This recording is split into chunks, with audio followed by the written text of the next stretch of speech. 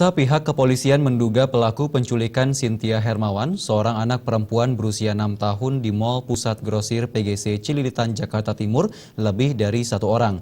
Misteri siapa pelaku penculikan dan apa motif dari penculikan tersebut hingga saat ini belum juga bisa terungkap. Rencana ya. Kita sedang melakukan penyelidikan. Meskipun bocah korban penculikan Cynthia Hermawan telah ditemukan dan kini berada di tangan kedua orang tuanya, hingga saat ini pihak kepolisian belum juga menangkap terduga pelaku penculikan.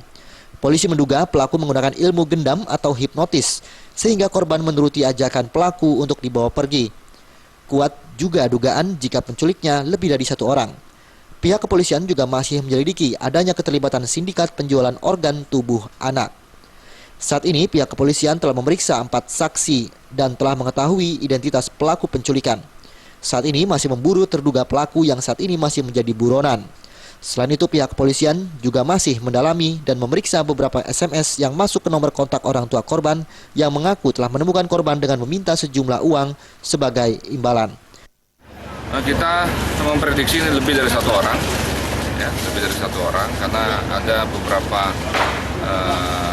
keterangan saksi yang mengatakan bahwa ada yang menjemput ya, di tempat anak Cynthia juga sempat juga menyampaikan bahwa ada juga beberapa orang pada saat ada wajah lain ya pada saat dia menginap di suatu tempat.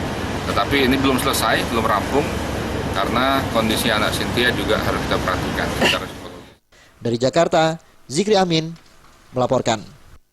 Satu orang